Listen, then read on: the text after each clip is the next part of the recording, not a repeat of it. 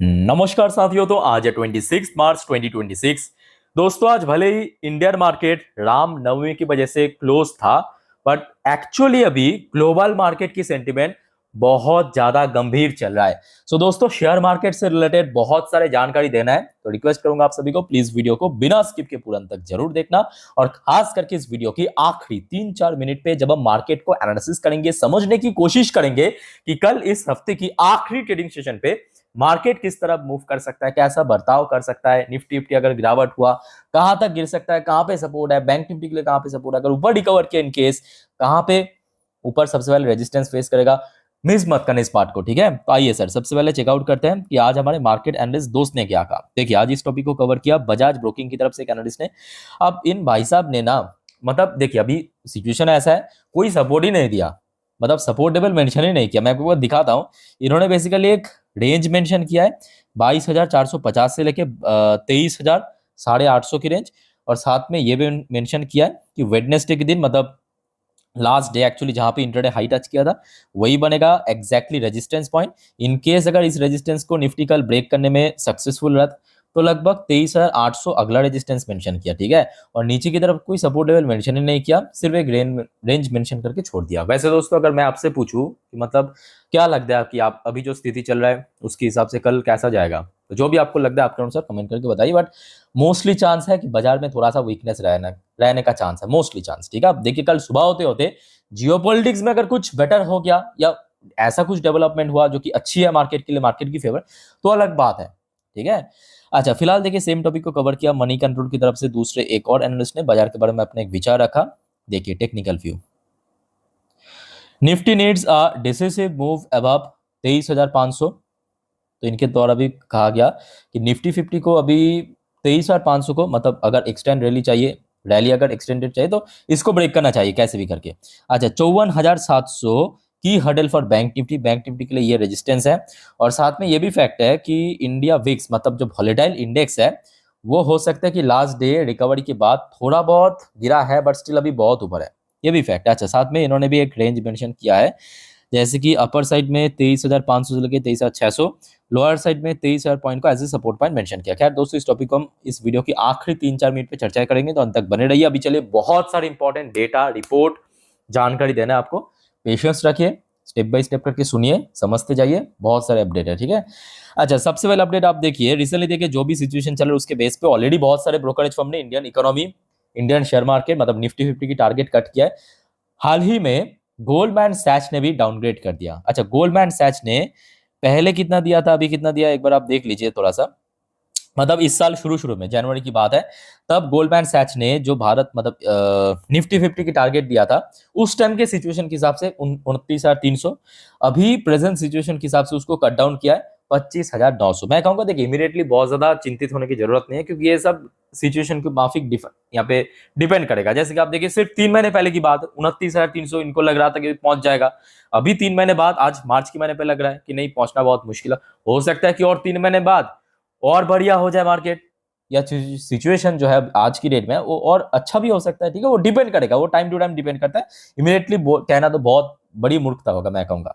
अच्छा, एक और रिपोर्ट आप आ रहा है ओईसीडी की तरफ से, जो financial year 27 upcoming financial year की जो ग्रोथ फोरकास्ट है उसको थोड़ा सा कम किया। पहले टारगेट दिया था 6.2 की, रिसेंट टारगेट दिया, मतलब आज की डेट में 6.1 की। सेम चीज मैं कहूंगा कि वो डिपेंड करेगा सिचुएशन के ऊपर, ठीक है, टाइम बताएगा।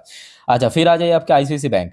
आईसीआईसी बैंक की तरफ से भी एक फोरकास्ट पब्लिश किया है, energy price pressure to drive CPI inflation to 4.5% in financial 27। तो आईसीआईसी बैंक के द्वारा मैं कहूंगा एक जेन्युइन बात किया है कि रिसेंटली जो एनर्जी क्राइसिस या ऑयल प्राइस बढ़ जाना ग्लोबल मार्केट में, वो कहीं ना कहीं महंगाई को बढ़ा सकता है। और आईसीआईसी बैंक की रिपोर्ट के अनुसार जो आज भारत की इन्फ्लेशन है अराउंड 3% के आसपास, वो बढ़ के 4.5% तक भी पहुंच सकता है अपकमिंग फाइनेंशियल ईयर पे। लेट्स सी क्या होता है। अच्छा, उसके बाद देखिए दोस्तों, ये मैं कहूंगा आप थोड़ा ध्यान से सुनना और ध्यान से समझने की कोशिश करना। ये एक बहुत बड़े लेवल के इन्वेस्टर्स है, इनका नाम है विजय केडिया। इनका नाम है विजय केडिया, इनकी फोटो है, आई थिंक कि आप लोग भी जानते हैं इनको, ठीक है। तो इन्होंने कहा, my portfolio is down to, आप लोग के उद्देश्य कहा कि भाई मेरे पोर्टफोलियो भी नीचे ही चल रहा है।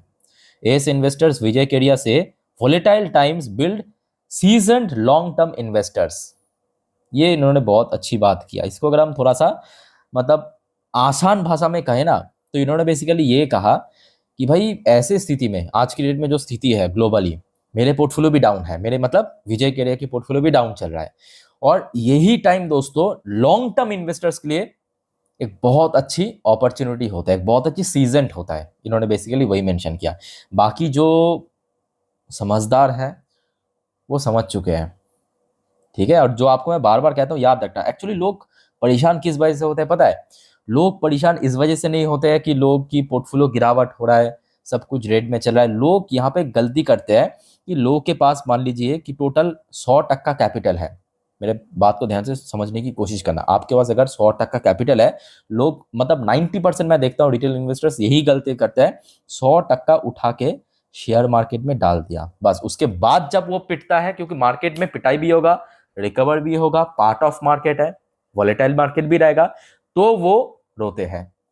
अब आप यहाँ पे दोस्तों क्यों 100% डालते हो?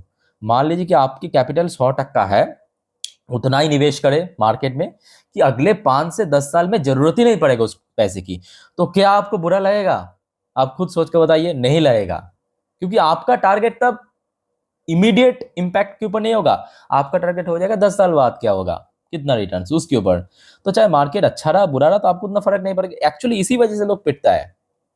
ओके, अच्छा नेक्स्ट रिपोर्ट आ रहा है, देखिए एफपीआईज आज की डेट में मार्केट को गिराने के पीछे एफपीआईज का भी एक बहुत बड़ी रोल है। अब देखिए सारा प्रॉब्लम तो वही वॉर क्राइसिस, और एफआईएस तो सेल ऑफ करेगा ही। अब जो सुनने को आ रहा है कि जब से ये वॉर शुरू हुआ तब से लेकर अभी तक मार्च के महीने पे सिंगल डे भी एफएस बाई नहीं किया, ऊपर से 1.12 लाख करोड़ बेच के निकल गया, 1,12,000 करोड़ दोस्तों बेच के निकल गया। और मेरे हिसाब से अभी मार्च का महीना बाकी है, आराम से ये 1.5 लाख करोड़ तक भी पहुंच सकता है, पॉसिबिलिटी है। Okay, let's see. अच्छा नेक्स्ट रिपोर्ट है कि gold decline as Trump threaten Iran with military escalation. ये फिर से दोस्तों माहौल गर्मा गर्म होने जा रहा है, ठीक है। अच्छा उसके बाद आ जाइए, एक और रिपोर्ट आया है कि क्रूड ऑयल की प्राइस मान लीजिए कि $120 पर बैरल पे पहुंच गया, तो वो कहीं ना कहीं भारत की जो कंपनी की अर्निंग होता है ना कंपनीज की, उसको 16% से कम करके 11% पे पहुंचा सकता है। ये दावा किया यूबीएस की तरफ से, तो अल्टीमेटली डाउनग्रेड किया आप कह सकते हो कि अगर क्रूड ऑयल बढ़ गया तो। बाय द वे एक और रिपोर्ट आया है आज सरकार की तरफ से, ये गवर्नमेंट रिपोर्ट है।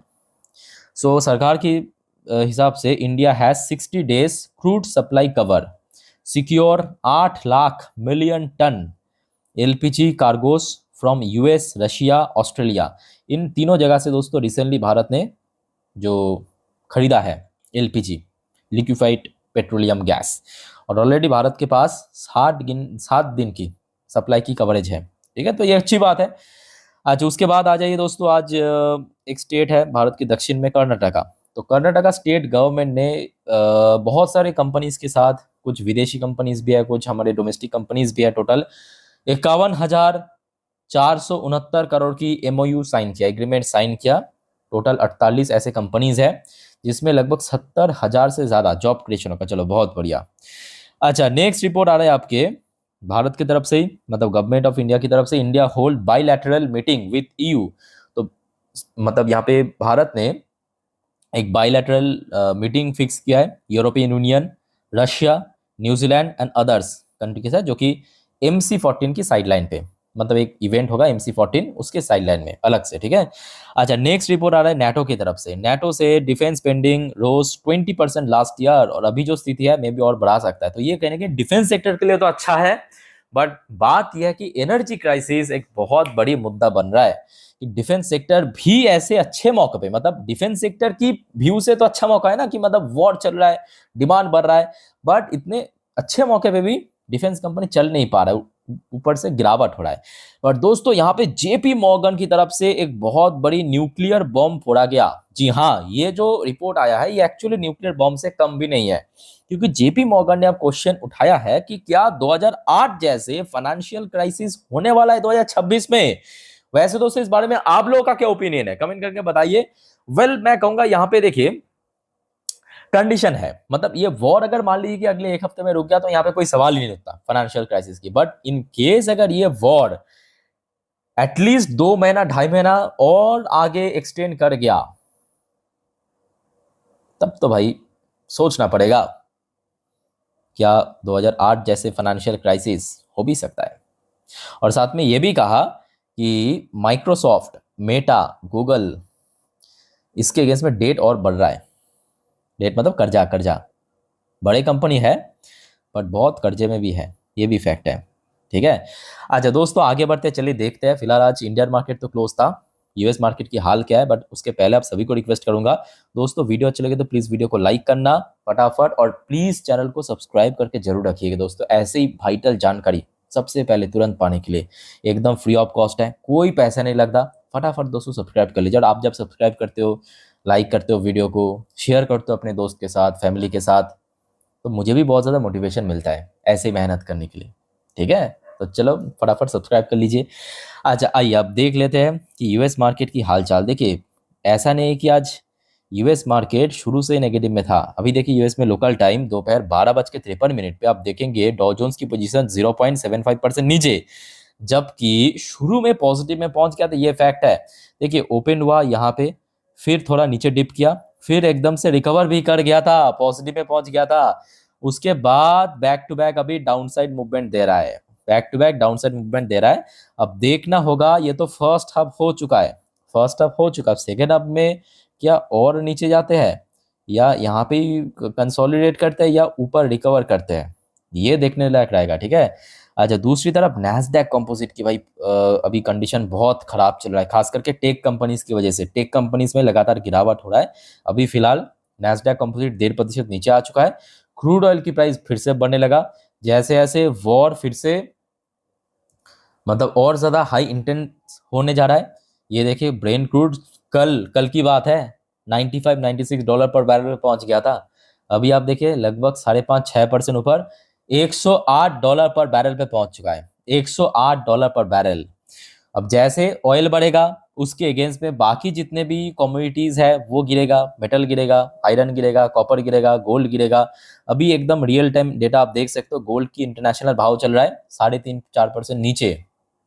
दूसरी तरफ सिल्वर की भाव भी आप देख लीजिए, वो भी गिर रहा है, लगभग 6.5-7% पिट चुका है। ये देखिए 6.5-7% रियल टाइम डेटा आपको दिखा रहा हूँ, पिट चुका है। तो मतलब दोस्तों अगर आपके पास सिल्वर या गोल्ड की ईटीएफ है और कल सुबह तक इसमें कोई रिकवरी नहीं हुआ, तो कल गोल्ड एंड सिल्वर की ईटीएफ में भी गिरावट होगा।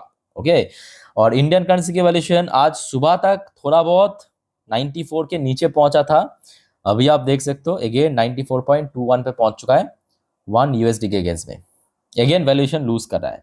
अच्छा बाकी कंपनीज की क्या हाल है आइए देख लेते हैं। विप्रो एडियर वर्जन शुरू में काफी चल गया था, यहां तक पहुंच गया था, अभी फिर से थोड़ा सा डाउनसाइड मूवमेंट दे रहा है, बट शुक्र है कि पॉजिटिव है। दूसरी तरफ इन्फोसिस की एडियर वर्जन पॉजिटिव में चल रहा था सुबह, मतलब जब ओपन हुआ था यूएस मार्केट में पॉजिटिव में था, अभी देखिए डाउनसाइड मूवमेंट और फिलहाल 0.11% नीचे चल रहा है। अच्छा नेक्स्ट आईसीआईसी बैंक की एडियर वर्जन लगभग 1% नीचे, एचडीएफसी बैंक की एडियर वर्जन लगभग 1.5% नीचे चल रहा है। गिफ्ट निफ्टी आइए अब देख लेते हैं, इंडियन मार्केट क्लोज जरूर था बट गिफ्ट निफ्टी सुबह से ही ओपन है, मैं ऑलरेडी एक बार आपको मेरे इंस्टाग्राम में दे चुका हूं। और अभी ये देखिए, ये वीडियो मैं रिकॉर्ड कर रहा हूँ रात 10:25 पे, देख सकते हो रियल टाइम डेटा 23,109 पॉइंट पे। बट ये भी फैक्ट है दोस्तों, ये भी सच है कि आज एशियन मार्केट जितने रेट में गिरा ना, या अभी यूएस मार्केट की जो स्थिति है डॉ जोन्स नैस्डैक की, अगर आप कैलकुलेट करके देखेंगे गिफ्ट निफ्टी उतना भी बुरी स्थिति में नहीं है।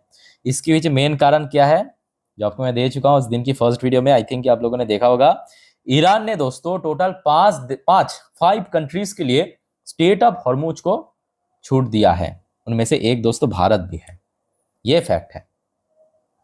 ओके, अच्छा फिलहाल अगर हम बात करें मतलब लास्ट डे जहां पे क्लोजिंग दिया वहां से तो अप्रोक्सीमेटली 200 पॉइंट नीचे है, 200 पॉइंट नीचे। तो कल सुबह तक अगर कुछ इंप्रूवमेंट नहीं हुआ तो कल फिर से दोस्तों थोड़ा सा वीकनेस तो रहेगा मार्केट में। ठीक है, तो एक काम करूंगा, कल सुबह मार्केट ओपन से पहले मैं आपको सुबह की जो गिफ्ट निफ्टी की फ्यूचर है, डॉ जोन्स की फ्यूचर है, नैस्डैक की फ्यूचर है, उसका अपडेट अपने इंस्टाग्राम स्टोरी में दे दूंगा, आप बस एक बार चेक कर लेना मार्केट ओपन करने से पहले।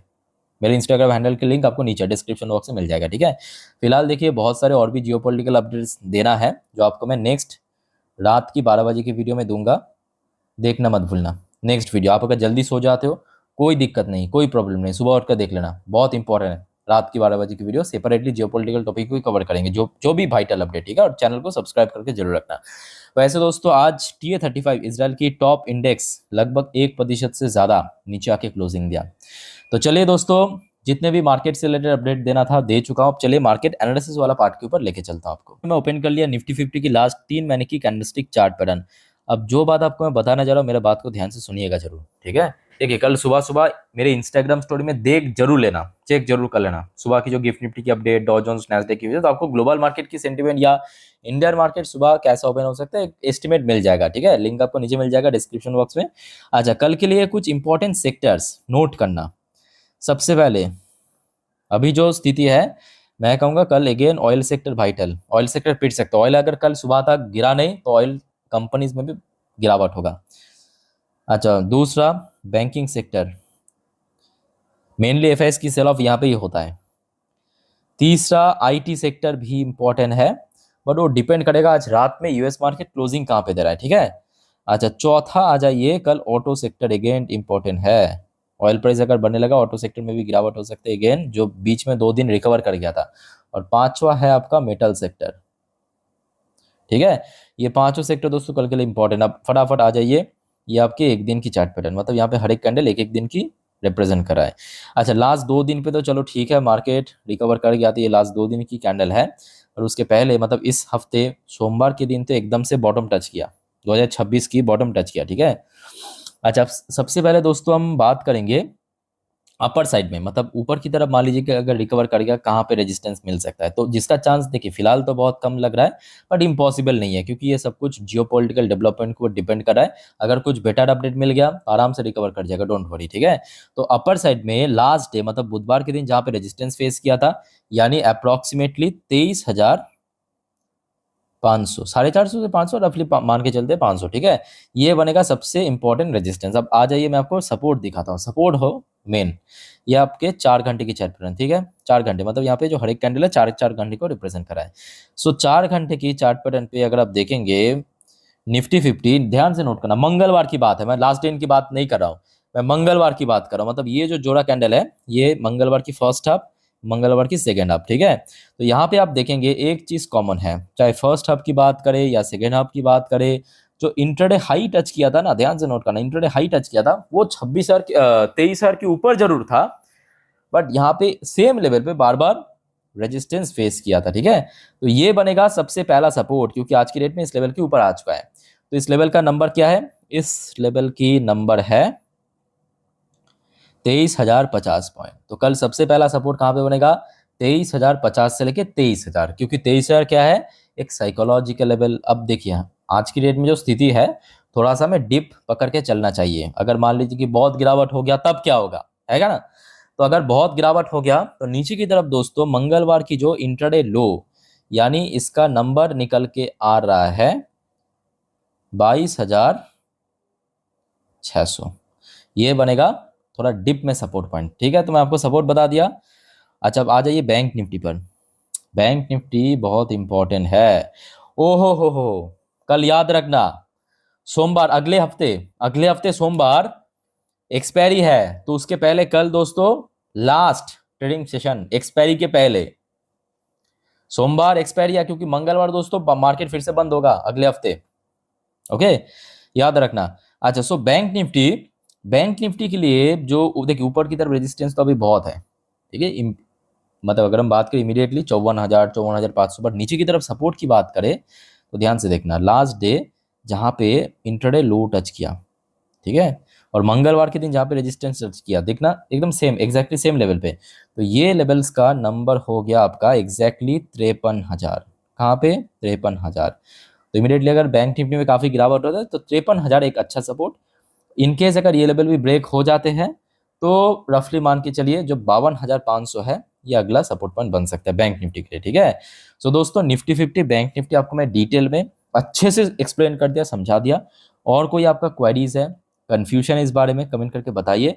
अब देखिए, जो हमेशा आपको मैं कहता हूँ याद रखना, बाजार कितना रिस्की है, कितना वॉलेटाइल है, अलग से मेंशन करने की ज़रूरत नहीं है। प्लीज़ एफएनओ ट्रेडिंग ये सब चक्कर में मत पड़ना, ठीक है। नॉर्मली वीडियो देखिए, सीखिए। कोई प्रॉब्लम है, कन्फ्यूजन है, कमेंट करके बताइए। और दोस्तों, चैनल को सब्सक्राइब करना मत भूलना। और आप अपने फ्रेंड्स के साथ, फैमिलीज के साथ जो इंटरेस्टेड है शेयर मार्केट के ऊपर, शेयर जरूर करना वीडियो को, ओके। तो मिलते हैं नेक्स्ट वीडियो में। टेक केयर, बाय बाय, जय हिंद।